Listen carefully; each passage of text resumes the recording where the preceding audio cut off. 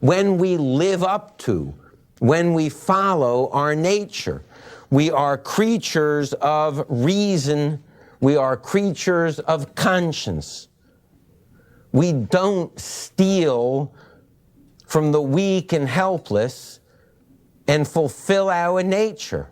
Someone who does that is asked the question, what are you, a human being or a wild animal? Meaning we have a nature to live up to.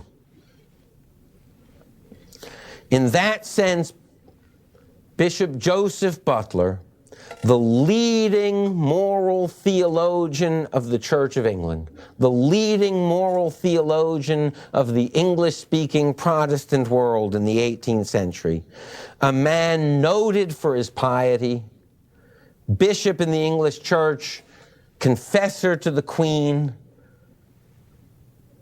person who gives the lectures at Oxford on moral theology, a man who has offered the primacy of the Church of England, the position of Archbishop of Canterbury, and turns it down to remain in his diocese as Bishop of Durham.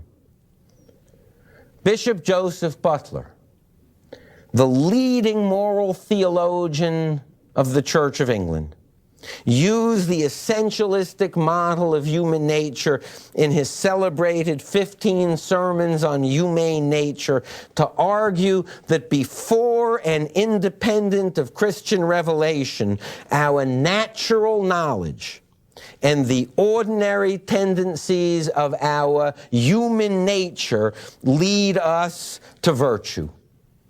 Now, to know what that nature is, one must engage in empirical analysis. We must examine and analyze our purposeful design to know our nature. Imagine that a box of watches falls off a cargo ship and floats ashore on an 18th century South Pacific island.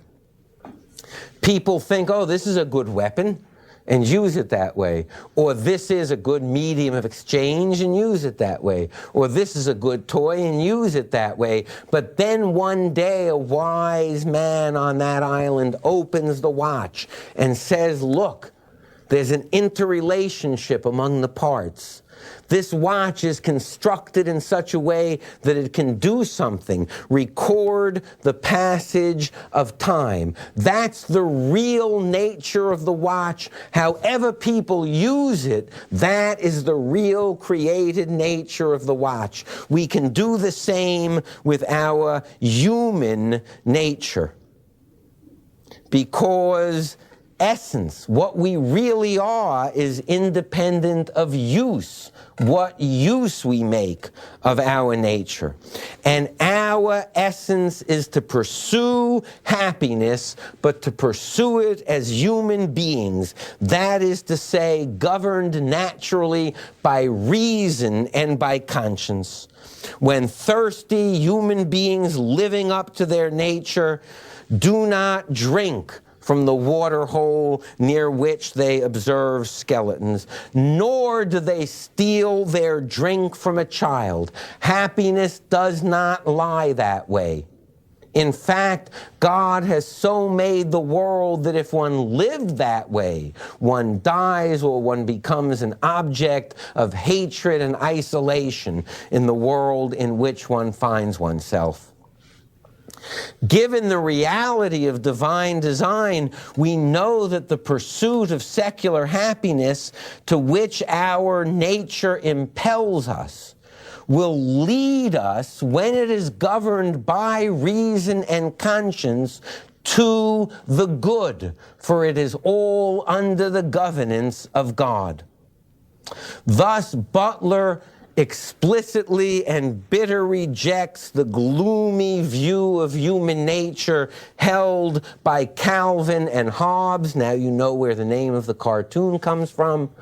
The gloomy view of human nature held by Calvin and Hobbes, both of whom, for Butler, denigrate the wisdom, the beauty, the purposefulness of God's creation. And Butler argues that self-love that motivates us, self-love is good, and that benevolence and self-love are not in conflict. Look at Scripture, Butler says. It tells us to love our neighbor as ourself. If it were true Christian doctrine that we were to hate ourselves, then the command to love our neighbor as ourselves would be a command to hate our neighbor.